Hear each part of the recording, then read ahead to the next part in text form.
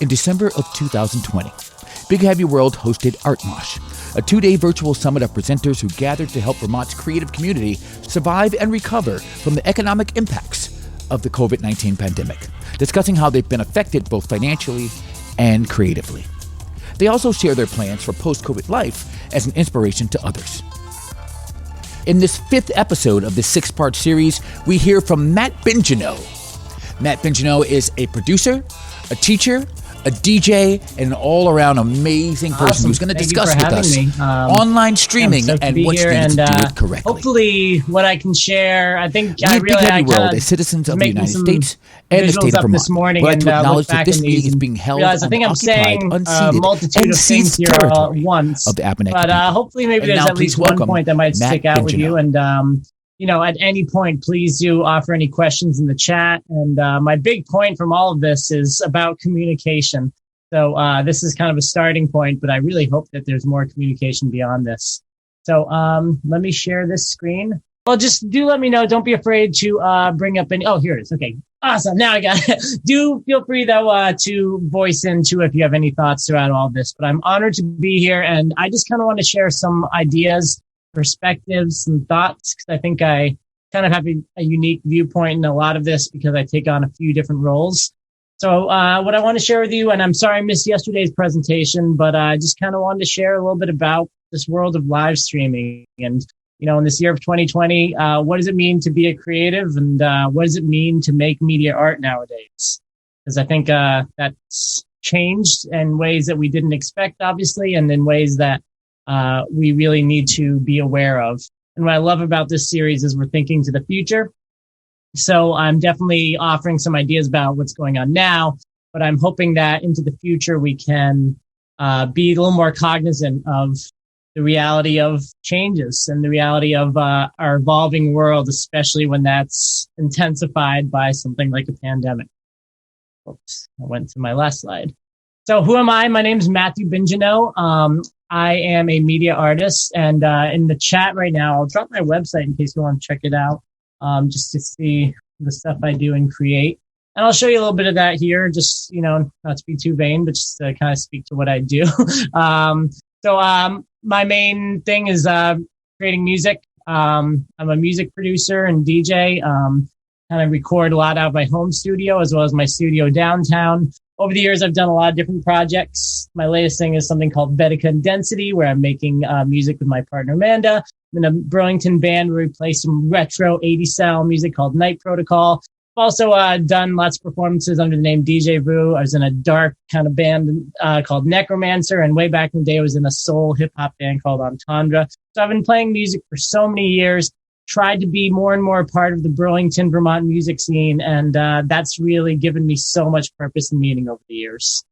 Also, I'm a filmmaker. Done all different types of filmmaking. Most of the stuff I end up doing is very DIY, where I'm working myself just to make a production. Made a bunch of music videos. Speaking of which, I have a few really cool new music videos to the Big Heavy World crew I'd love to send, because I was checking out that page of Vermont music videos. Found a bunch of videos I'd never seen, which is amazing. But I also have a few others that I'd love to share out of some Vermont bands I've made that were really fun. But done music videos, commercial shoots, which I'm going to talk about in a second, has become a big thing this year.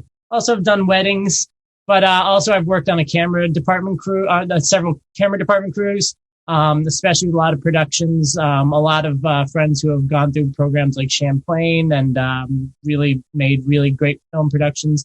I'm always honored to work on those. A lot of what I'll talk about today is my work as a DIY filmmaker. Also a photographer. I think every filmmaker, the root of what they do is photography. I just picked a few random photos. Most of these are from this past year. And this year, actually, despite how I'm going to talk about how a lot of these other things have been heavily affected, photography's actually been pretty awesome this year. I've kind of had a little more time to get out and venture, and that really hasn't changed as much. I do a lot of landscape work, portraits. I love shooting shows events. That part has kind of changed this year. And I really love a lot of drone aerial work. So I've been doing a bunch of photography. If you live in Burlington, I've been working with Max Tracy's campaign and helping him with a lot of Burlington photography and stuff for him. So if you got anything in your mailbox this year, those are some photos I shot with Max. And it's been cool doing photography that goes beyond just kind of being something fun just to share out online. to start to being something professional and things that can be used for all different types of statements and to be used in other ways. But really, this past year, kind of by accident, I've taken on, and Craig, I had to throw a quick selfie in with you here, taken on the role of doing live stream production. And I've been doing some larger productions, some smaller ones, and just luckily been able to start to work with some larger artists on this. And really seeing that this whole world of live streaming is exciting, challenging, and really is something, though, that we need to be aware of, because it's changing the ways that we communicate. And that's what I'm going to kind of talk about here today. Also, I am a digital media arts instructor. So my main thing is each day I teach at the Central Vermont Career Center. I'm going to drop in the chat our school website in case you want to check it out. But more specifically, this is what I do with students. digitalmedia.com. And really, I think I have to put HTTPS for those, so you might have to copy paste those web addresses I just put in the chat.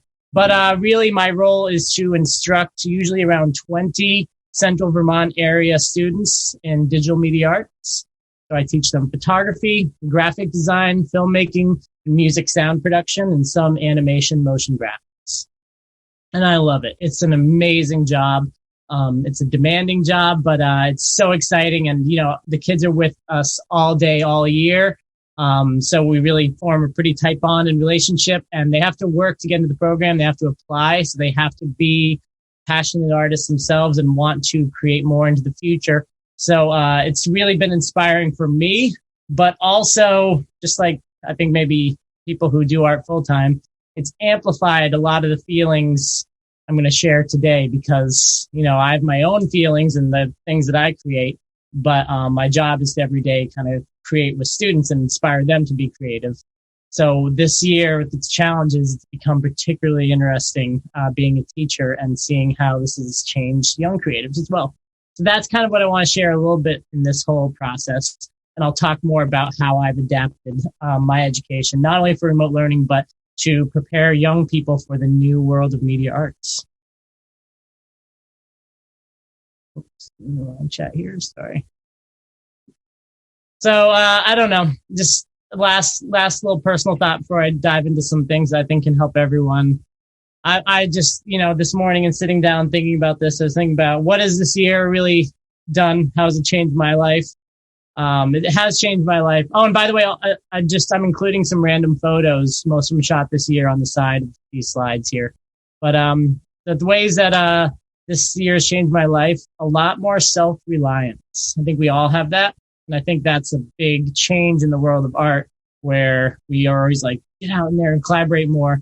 And kind of for better or for worse, we've all learned to be a little more self-reliant. And I don't know if that's always a good thing. Reshaping my thought processes of time. I know I'm maybe preaching the choir here at this one, but we always think about, if I had more time, I would create this, or, if I had more time, I would learn how to go do that. And it's weird this year for a lot of people like myself. Now you have the time. And what do we do with that? Time is not something it isn't a fuel for creativity. It isn't like the only thing we need to light that fire of progressing and growing. So I've definitely changed the way I've thought about time and realized that is not actually the thing that is needed to help us be creative. For me, I've really stopped in all of the things I create and focused more on the process, not the product. In the past, it's always been this mad dash of what's the product? Get it out there. Do it ASAP. And now I'm really stopping to think about the process itself. And along with that, kind of just a new understanding of really how inspiration is an important factor. Inspiration in any type of art. Even if you're making a client a video about their business, you as a filmmaker need to be inspired. You need to think about that. And so definitely realizing that even if you're working to capture something else, your own level of inspiration and your own drive to create and tell stories can be heavily affected by the world around you. And also I've found this self-acceptance that work doesn't always translate to outcome in the art world. I've been like, now I have the time. I'm going to spend the extra bit of time editing this.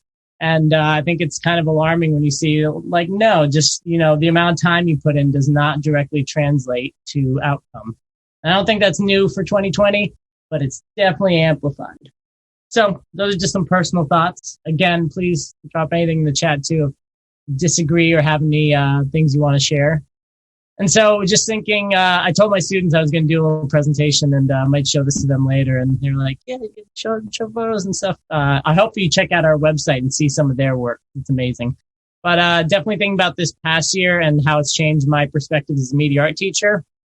I think, we're talking about art in general here, and a lot of our focus right now is on adults, not young people. But young people are the future. They are really the ones who are going to be the audiences for a lot of what we create and are going to be coming into the roles that we are putting in place for them.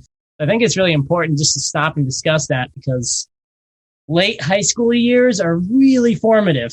I think a lot of when we think about the challenges in education right now, we think about like little kids and learning their foundational like math and literacy skills. And that's very important, obviously. But I think there's a real lasting effect when because I work with high school juniors and seniors, to really truly lose your high school junior and senior year. And my school has been closed. We're getting back to in-person in 2021, but still won't have a lot of things like contests, like a prom, all sorts of stuff like that. And so really just seeing that high school years are critically formative. A year missing in the life of a teenager is way heavier than a year maybe missed as a 30-something-year-old or 40 or 50-something-year-old. Stress, anxiety, and depression have been amplified. I know I'm probably not news here, but really it's been a struggle, and it's hard to stop and think about art sometimes when you have that in your students. The really interesting thing I've seen is apathy. Teenagers like care about some things more than other things, so apathy is a very common thing. I think there's just kind of a danger to the ways apathy is manifested. It's no longer like, oh, I don't want to do class because I want to just go do video games. It's kind of become, I don't want to participate in school because I don't believe in school or myself anymore. And so I think that's a really scary and challenging thing. Are the arts in jeopardy? That's a really great question. I think so. I'm going to get to that in just a second. I really think that because of the state of limited schedules, kids are only getting their core curriculum stuff. I'm really lucky, and I think my students are lucky because we're in a career tech school. So they've applied and they're with me all year, and I'm able to give them their academics in addition to, or really as a piggyback onto, a full year of learning media art, which they're all passionate about. But I really think arts are in jeopardy.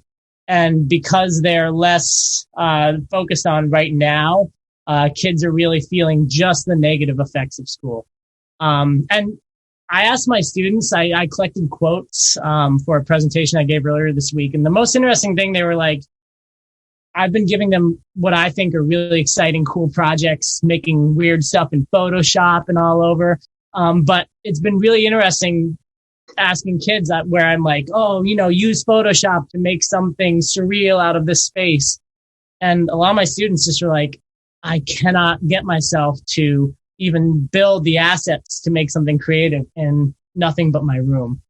And really, it's hard to try and get kids to find that inspiration to be creative when you have nothing but your room, because that's all some kids have in their world right now. So that's definitely a factor that I've been feeling. Students are feeling the less optimistic about their planning.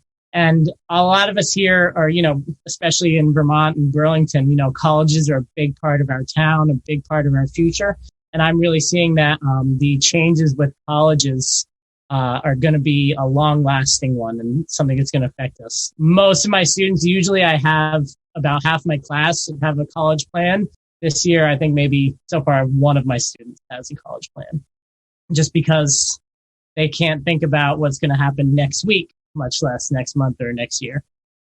So that lack of planning for the future, I think, is heavily affected. I think that just in general, I'm just throwing out there, a lot of schools are putting out kind of a message that remote learning, oh, it's working, we're making the most of it. Cheers, bravo, teachers. And that's great. But I'm here as a teacher saying not always really working. Really we are sugarcoating it to make it work, but that's the message coming from administrators. Students, really the big resounding thing is they didn't sign up for this, and a lot of them just weren't really ready for doing classes online. That's something that we're usually morally and mentally ready for as adults, but for young people, I think something that you're really not ready for and something that they didn't really ask for. But I really do applaud my students who have been persevering, and I applaud my coworkers and my administrators. We've been doing a great job, but I just want to quickly, in my role as a teacher, share some thoughts that this year my life has changed and my life as a teacher has changed. And we should just be ready for that as artists, because these are future artists that hopefully will be working with all of us soon. So beyond my work as a teacher, I'm a freelance artist. I produce a lot of different content, like I shared before, film productions and this live streaming stuff. So what I've seen in my offerings as a freelance producer, increased demand for film.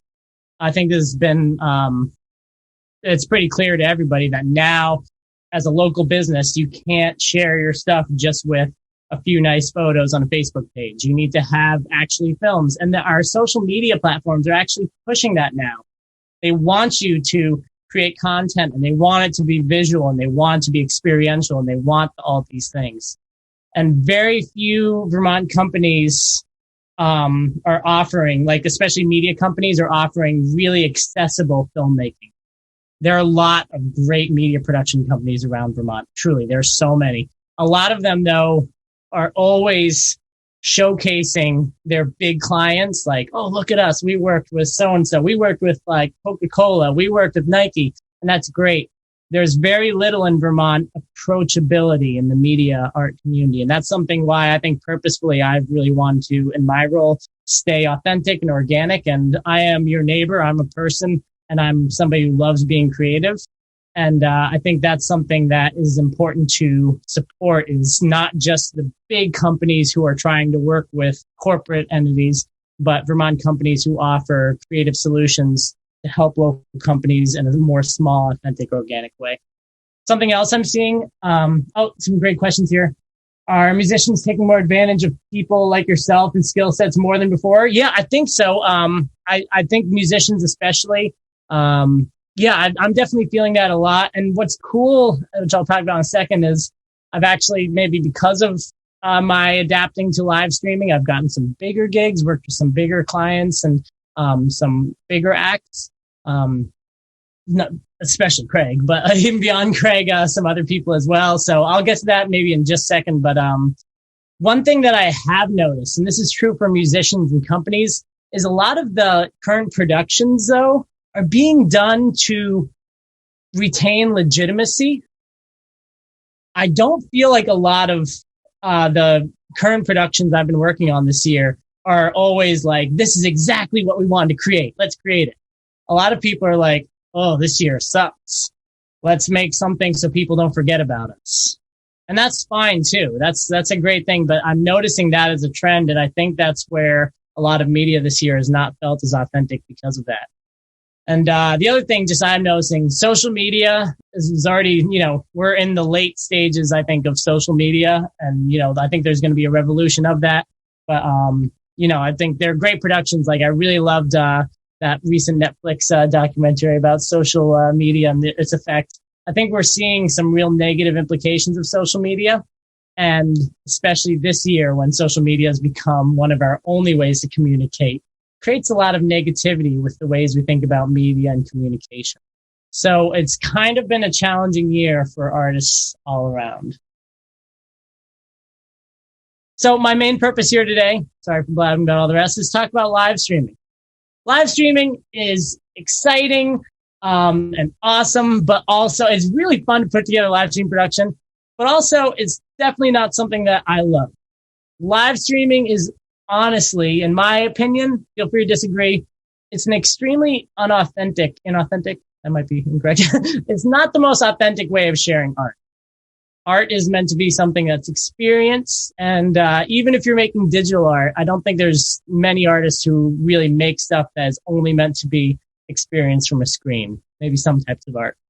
And so that's why live streaming, I really don't think it will ever replace real events, real ways of sharing our art, but it's the best we have right now. And it still is a great way to maintain connection to audiences, but it has to be done authentically. And so that's maybe the point that I wanted to make in this is just because you can live stream doesn't mean that that's the perfect way to get your message out.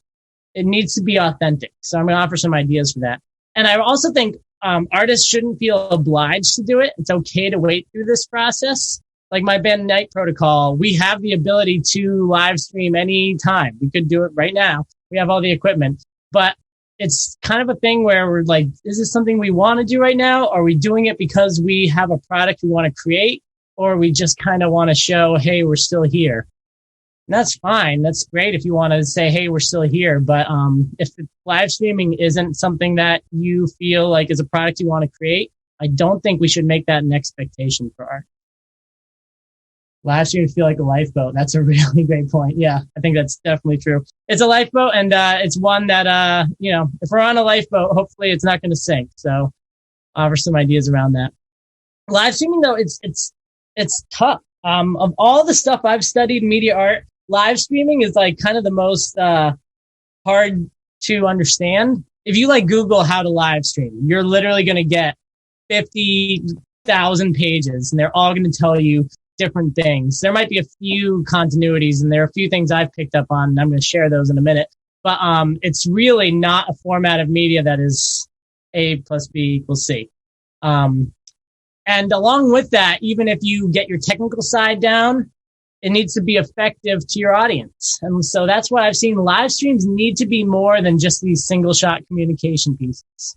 Right now I'm doing that. And right now you might even be like, okay, I'm hard to watch this Matt guy talk, and now I want to go do other things. And that's fine. That's how it should be, because the human brain doesn't get the stimuli it expects for an intimate communication when it's presented from a screen. We just don't. And so our brains constantly crave, oh, I need more. And that's why this form of communication, it works. It's a lifeboat, but it's definitely not a boat that you want to put all your stock in and rush out to sea with. So the only way I think to engage with this live streaming world is to enliven the production with viewpoints, graphics, and to really make it an authentic communication. So that's maybe my point here for any artist, is make live streaming a communication. Give your audience more. Along with that, though, platforms and music is a big part of this. And this is like, it's changing every day. Copyright law and music licensing, it hasn't really caught up with the age of live streaming. Even for me, like as a DJ, I have a few songs I've produced over the years that I've put out through like CD Baby. And I've literally been DJing parts of my songs and had my own stream like cut off because it said, you are doing produced content. I'm like, that's my own content. It's just really the ways that live streams are flagged and being checked for content and music copyrights and all the rest. It's pretty flawed. And, I understand that this is new technology and it's something that the legal world needs to catch up with. But really the problem is it's kind of a terrible feeling as a DJ when you are trying to perform something and you're not really doing it for profit. You're not doing it to rip off an artist. In fact, you're actually maybe hoping to support an artist by sharing some of their music and the ways you're remixing. It's a pretty awful feeling when you've produced a mix and it gets taken down, or you're even worse, like while you're doing it, gets shut off. So that's why live streaming's got its real challenges, especially for musicians. Is there a way to flag your own stuff? So that's a great question in the chat here. Yes, there are some ways, and that's why I think there are some better platforms to use. I'm really excited, and Craig Mitchell and I have talked a lot about this, about like Mixcloud Live is a really great way for musicians to share stuff, because it's really not going to be flagged like YouTube or Facebook would, where they just look for any copywritten music and then might flag it to take it down. YouTube's not awful. YouTube usually just tries to identify the music, and then certain record labels might have their music be blocked. Facebook's a real challenging one I've found. I've been like minutes into a really nice Facebook production, just immediately, nope, you're cut off just because it flags one song that's not your own. Twitch kind of initially had some partnerships with BMI that I'm aware of that made it a little bit better for music. And I've actually, some of my favorite music streams I've seen this year have been via Twitch. I've been making some of my own. Twitch, though, is definitely designed for gaming. And lately, they've put out some statements saying they really cannot support a lot of music streaming stuff. So it's a challenge, and it can be a really terrible feeling as a DJ to kind of get cut off when you're doing something that would have been fine in person. Like, oh, I could do this at a club in front of 800 people, but I can't do this here online for 20 of my friends. It's a weird feeling. So the other day, I was helping this artist named Simmel from Seattle produce a live stream. It was awesome. It was really fun. It was called Simmel's Sad Christmas. If you want to check it out. And it was really cool because we did it live. It was a huge challenge, like to actually coordinate it live. And it was really exciting because we were on Amazon Music's Twitch page and we were streaming right after the Foo Fighters. And it was kind of like, oh my God, the Foo Fighters are finishing up their stuff. And like, it was cool. There were like thousands of people like kind of on the channel watching. And Foo Fighters, awesome. Obviously, I love Foo Fighters. Crazy big production. Lights, they were still on a stage, you know, like all this stuff. They had Lil Nas X even like hosting the show all dressed up. And it was awesome. Not a single moment of it was live. It was pre-recorded probably weeks before. It was carefully edited. It had lighting. It was all made to look like this big, grandiose production, almost like you're actually at a show. And it was really interesting jumping on after the Foo Fighters with our very live stream.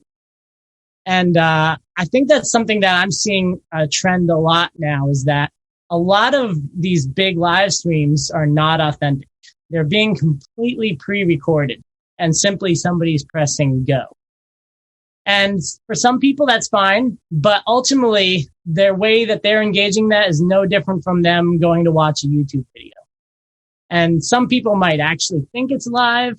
I don't think many people are being fooled to think that at that very moment, the Foo Fighters are up on the stage playing that for them from Los Angeles or something like that. Maybe.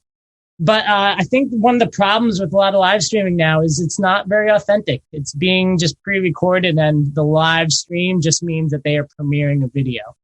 And that can work, and that's great. But I think that generally creates a lot of negativity around live streaming, where people go on and it isn't like being at a concert. It is just like the same things we've been able to see on YouTube in the past. And what was cool with Simmel was that there was an audience connection piece. I noticed that the Foo Fighters, the chat was just like very generic comments. Versus with Simmel, when I jumped on with him and he was totally live, people were asking direct questions. He was communicating with them. He got silly with them. And people were much more active in the chat. The critical element in any type of live streaming is engagement. And so for a true live stream, I just really think personally as an artist, and something I try and create and think Vermont artists should think about, creating things that are truly live. The audience needs to be empowered. So how do artists find me? That one was just working on a previous production. Actually, that one I'd worked on a previous production with Scott Barber, who's another amazing Vermont filmmaker. And he had done a live stream with Guster. And the manager of Guster also managed Simmel and contacted me after the Guster stream. And so I've been lucky just by getting to know people. That's it. You know, that's the media art world, sometimes just knowing people. And luckily this year, I've gotten to know a few people, and I'm so grateful for those connections and so thankful for that. But I like when my students ask, how do we get into this? All I can tell them is produce content and network. If anybody has any ideas about that, I'd love to know more. But I really do think that's something I've seen in the industry is a live stream. Is it live or is it pre-recorded? And those big ones that are pre-recorded, it makes your live stream feel less legitimate because, you know, they have this big grandiose production. And so when you do yours and you want it to be live, you're still limited when you do something live. You know, you have to make it in the end, pipe it into a streamable feed. So that's why sometimes it's hard when you are doing it authentically and live to make it feel as interesting as those artists who pre-recorded a big grandiose production. So my last few thoughts here, and really want to open up for questions. Here in Vermont, I think there is so much support, especially with Big Heavy World. And it's been amazing. I don't know why I haven't made more connection use of it like I did when I was very young and like teenage, like hardcore band years, and now seeing all the stuff Big Heavy World's been doing. I think that's great, and I think, there needs to be greater support of that and more of that. I think part of what Big Heavy World does is it provides opportunity. And they're not the only one too. There are so many other opportunities for artists to do this type of work, to experiment with new types of ways of communicating. And I think there just needs to be more.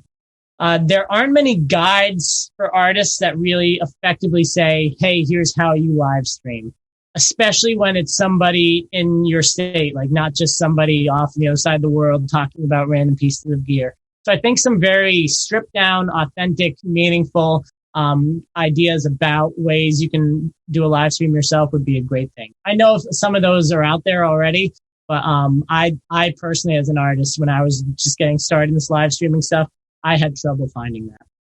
I really think that there should be more equipment available for people to rent out and borrow. I do think some companies and businesses have been doing a great job of adapting and offering this as a service, and that's great. And I can think about, I love what Robot Dog Studio has been doing. They've been offering these awesome live streams for bands, just come right in, ready to go, beautiful sound and picture. That stuff is awesome. But also, that's a professional route. I think it should be something that bands and musicians and artists should be able to do for smaller productions too. So it would be really nice to have maybe more of our community media organizations having even more stuff that can be rented and borrowed, and really having it in a kit dedicated to live stream. And I think even more platforms to share. Like, I love what Big Heavy, and I got to do one of these just this past week. It was like Rocket Shop over at Big Heavy World. More platforms that we have consistent sharing of work. A couple years ago, I set up a podcast live streaming thing. We called it Red Television, and it was kind of designed around that. I know there's been like Noise Ordinance and some great organizations like that offer a consistent way of looking at live streams, and not just that you happen to capture a local band saying, hey, we're going to go live stream. So that stuff would be great to have more of. And I guess, I was thinking, anybody watching this, if you want to get into live streaming, the essential thing, again, is having that live element. So I think you should try and do it live. And I think having something to enliven the production where it's more than just you and your single camera. There's so many different devices out there that do all sorts of things. The best one I can recommend is Blackmagic, and their stuff is pretty flawed. I'm going to straight up say it. Sorry, Blackmagic. Their stuff is not extremely user-friendly, but for the price and what it does, it is some of the best equipment. And the one that I think is the most user-friendly is the Blackmagic A10 Mini, which is just a device that can switch 4 camera angles connected through HDMI. And so technically, yeah, you could get an adapter to do HDMI out of your phone. But just thinking, like, if I had to get the simplest but most effective low budget live streaming setup, I would use OBS, which is a free streaming software, which I can show you after this. It's a really great one. It's gotten way better over the years, and God bless the whole team that put that together. Platforms like YouTube and Twitch are pretty darn easy. It's kind of hard not to see what to do, grab your stream key, paste it in, and be able to share your stuff out. So Blackmagic really do make good video devices. Some of them are complicated, but the A10 Mini is great. Having a separate audio device, I think, is a really important investment. A lot of artists are ultimately going into like a headphone jack. And I think that you really, even though you're just streaming it, it's important for musicians to have good quality sound. So even something as simple as like Tascam make a $100 interface that I've used in the past and really like. It's got stereo sound. And cameras, I know a lot of people are thinking to their phones, and phones have amazing cameras now. But getting a camera that is kind of separate so you can really move it around, mount it on a tripod. Heck, these Canon Vixia cameras are under $200 now, and they have clean HDMI out. So, I don't know. I'm thinking for like, $1,300, including like the laptop, which is really your essential element, you could have a pretty strong live stream. And just some general suggestions for people into the future. I think, if this is going to be the way we're communicating for a while, think about ways to make it even more powerful. If you're doing something on Zoom, try this amazing feature through OBS where you can have virtual audio and video cables where you can actually push a live stream into Zoom. It's really, really cool. There's something called a Black Magic Intensity Shuttle. I've got one of them right over here. Best $100 I ever spent. And I know $100 still $100, but this allows you to convert things like HDMI signals into USB. So helpful because then I do this with my students. So it's more than just a built-in dash cam. It's like a nice professional looking camera. And when you do a stream like this, require engagement. Don't just go around and have people introduce themselves. Always think about ways in these virtual platforms that we can share ideas. I love doing like Jackbox games with kids, jam boards, anything to get things going. I'm part of a group called like Skills USA where we have a CTE competition across the whole state. And we just did a live stream conference the other week and we made the production really pretty and beautiful. Kids didn't really care about that. But what they cared about was the stuff that was going on in the chat, the ways that we asked them to participate. So participation is huge. My last thought, Vermont education is lacking in applicable technology education. We used to have like computer class. It was like just like going to home ec and health class. Most schools don't really have that anymore. It's just kind of assumed that that's embedded. Why the heck is it like that? These computer classes shouldn't be called like, for me, it was we would do Mavis Beacon and learn how to type. I actually really like that class. But why don't we have more modern classes that teach people about these things? Because we're trying to prepare people for the future. Doesn't matter what industry, what career kids get into, they need these skills. We're seeing that adults don't have these skills. So why are we not training our kids to have them? And I know that beyond my class, when we work with other classes and we help them prepare a presentation, it is like, oh, how do I do this? Why have we taken away that from education?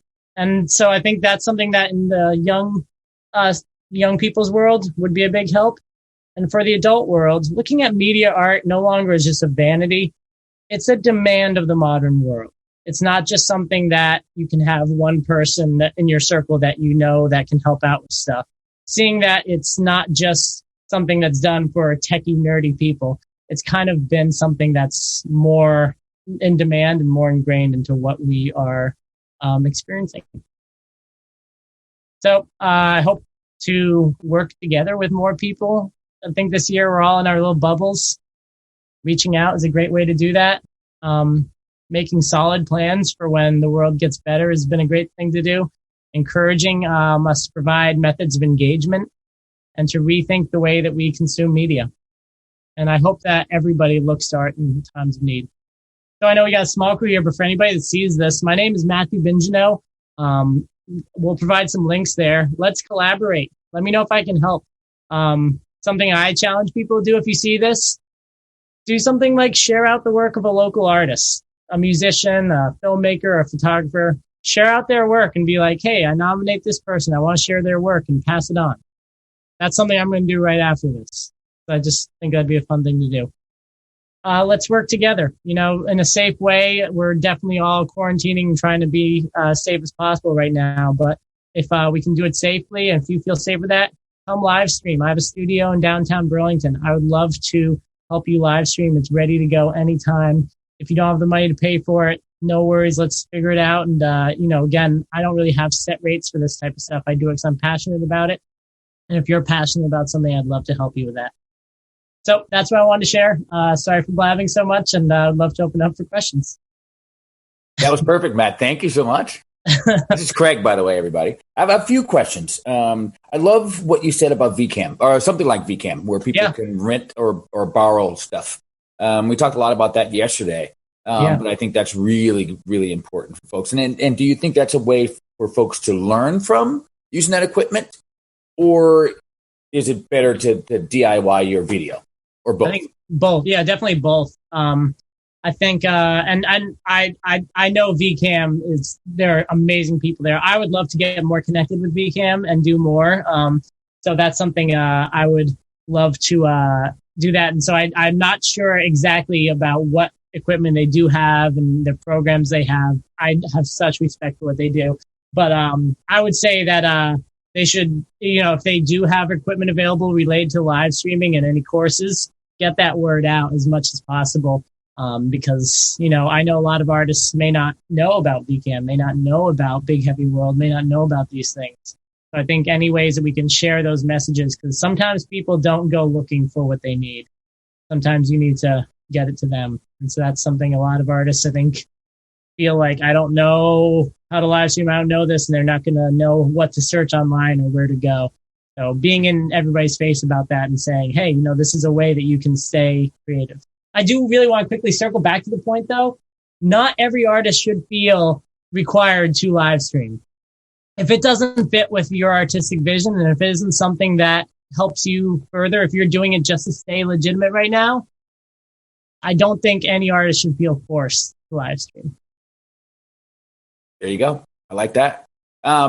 Shirley Reed just wants to let you know that she would like to watch this again to get more clear about what you're saying. Not necessarily that you weren't clear, but to refresh your memory. Yeah, that would be great. I'm glad this is being recorded, and definitely can share out the recorded version. Jim Lockridge, what's the best USB microphone plug and play-ish for live acoustic music? Cool, that's a good one, James. I would say so with my students. So also when it's like a USB plug and play, you're also thinking about affordability. There's a pretty big range in that. Honestly, with a lot of my students and what we have at my school is we are giving out blue microphones. Those blue like Snowball and the Yeti microphones, they're pretty decent for what they can do to capture something like just the feeling of being in a room. You're really right, though. Audio is the big one. It's pretty easy to live stream picture. Like, you could do it right now from your phone with free apps. It's pretty darn easy. And I do think you should enliven your visual performance, which is a lot of what I've been talking about here. But audio is the one that usually gets forgotten, and the one that a lot of musicians themselves even are so focused on how do I look here and how will people view this that they may not think about the sound incorporated. So a USB microphone is a great way to start. And what's nice is, you can really move those all throughout and capture more organic sound. I don't think anybody, I don't care who you are, if your live stream is just you and your built-in like phone mic, unless you're like, really crushing it, it's not going to really engage people. We want that extra feeling of the sound to be nice and clean and organic. I think video does a pretty good job of putting us in the moment, but you need additional sound to really feel like you're part of that if you're a musician. So for me, a USB microphone is great. What I suggest, though, is I think more people should get audio interfaces. It's amazing how few people have an audio interface just to really expand what their computer can do. Like for me, I'm using a complete Audio 6 right now. Like, just right now to talk through this. And, that was best $200 I ever spent. I've like a bunch. I have a Behringer XR18, which I use for multi-track. I have an Allen Heath QRSB mixer. And these types of audio devices that connect through USB, I think, open up a world of possibilities. I tell my students, if you want to be a music producer, music creator, get your computer and get your audio interface. Okay, so I have a Behringer X32. Nice. If I wanted to use the Behringer X32 to go live as my audio interface, is that something that's possible? Yeah, definitely possible. You can USB out. The thing that really, the reality with like software like OBS is it's not really designed to communicate with the intricacies of that device. So you need to use the Behringer app to control it and do more.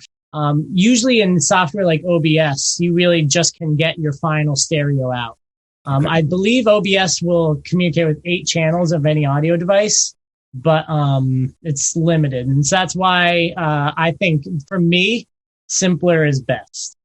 Okay, so say I'm going through something like StreamYard. Yep. So I could use my Behringer X32 or something like that to go in with a nice cleaner sound as opposed to going in direct and trying to use my phone speakers or my computer speaker or microphone, I should say. Mm-hmm.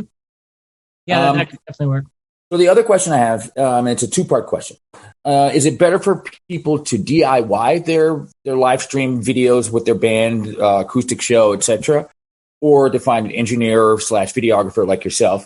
And then part 2 of that question is that lucrative for the band or can it be?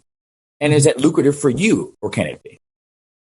Yeah, oof, that's a really good one. And that's something I think I'm still trying to make up my mind about.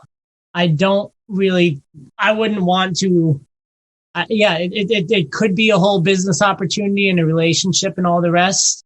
I have to be honest, like I sometimes feel guilty because it's really not that, apart from maybe having the hardware, it's really not that difficult once you find a setup that works.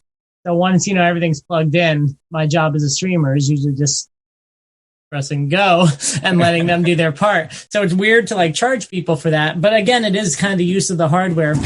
I think every artist should make their own decision with that. And I think, I personally, if I'm scrolling through social media, I see somebody doing their own little live stream thing, I'm definitely going to check it out. I may not stay, though, as long as if it were a really good production. Sometimes, though, if it's a really good production, I might not be as drawn to checking that out because it feels less organic. Balancing is the best thing to do. Not making your live stream overly like crazy and still having that communication effort. So I brought up a lot in this and just about there's so many ways of approaching it. And I just really think the most important thing is that, it's visually engaging, but that there's a communication aspect to it. It's not just, hey, here's us playing last week and we recorded it and now we're putting it up on a live stream, quote unquote. Having it be like, here's us in this moment. We want to share a moment with you. And you think about how you want that moment to be. I would love to work with more artists and help them share that moment if they want a little bit more of a production value or just to help people. But also, I think we should set up some type of web page to offer ideas for anyone who wants to do it themselves, has the energy, has the vision, and a small budget to make it work. Excellent. Love that. I have a statement and then one more question for myself. So what you were talking about was that sort of balance of having it feel natural versus overproduced. Yeah. And this guy I worked with years ago, this guy, David Da Vinci, who used to live here in Vermont, David used to always say, Craig, if you're working on a track and you start producing, you're doing it all wrong. Stop producing. Just let it, be natural. Let it, whatever comes out that feels right, then you're not producing. So you can do something that feels magical, but it's organic as well. Yeah. So my last question there, and would be the Black Magic Switcher, I believe we were talking about. What about the one that you had presented to us that made it clunky? What was it that made it so it was hard to use? Yeah, I'm realizing looking back at my presentation overall, I definitely am sometimes contradicting myself and saying different things. And that's why this is a very contradictory, weird time. We're all learning at the same time together. We're all learning. But the things that are really, so I think this is just, in my experience, the best for its price and what it can do. I've seen a few local and beyond producers make really great stuff with this. What's clunky about a lot of them is how they actually communicate with your computer. Why this one's nice is it has a very clear USB-C out, and that's recognized as a video device in a lot of things.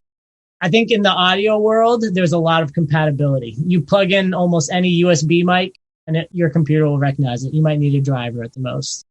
What's very weird in the video world is that is not always the case. It isn't just plug and play. Like the ATEM here, you actually need to set up like an IP address for it to be recognized in some streaming services.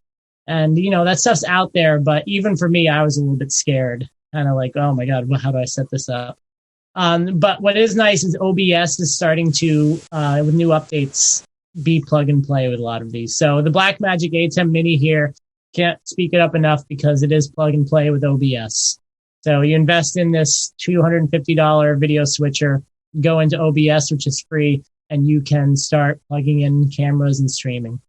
But again, you still need to understand things like frame rate. You need to understand things like video quality and aspect ratios, things that are not taught in school, and things that I think we should make more clear to people. Not overly complicated, but are elements that you need to think about if you're live streaming. Excellent.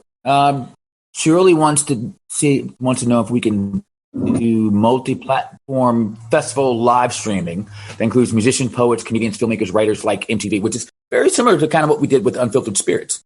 Yeah. I think but coming up soon, there's going to be Vermont Music Week and Make Music Day. And those are coming up in the spring. So look out for those, which would be very similar. I did have a conversation with Myra Flynn recently who wants to do something similar to that. So surely, please keep your eyes and ears open for more stuff like that. Yeah, Bob had one last other really, really good last question here. How do you make things more interactive? I think, and how do you not oversaturate? I think keeping your streams relatively short. I think if it's not a nice, unless maybe you're like some epic like DJ going on a journey, it's not realistic to have a 90-minute, 2-hour long stream and expect people to be holding their phone for 2 hours watching you. So keeping your streams short and during the stream, communicating to your audience are the biggest ways. It's a great point, Shirley. Hey, I just want to say thank you so much for having me. I hope this is helpful. The biggest point, though, I just wanted to offer a bunch of ideas all throughout, and I really hope people reach out. It's a year where a lot of people don't feel like reaching out to each other to work together, offer ideas. I really welcome anybody to hit me up, ask questions, let me know if I can help, and let me know if I can support you in any of your creative ideas.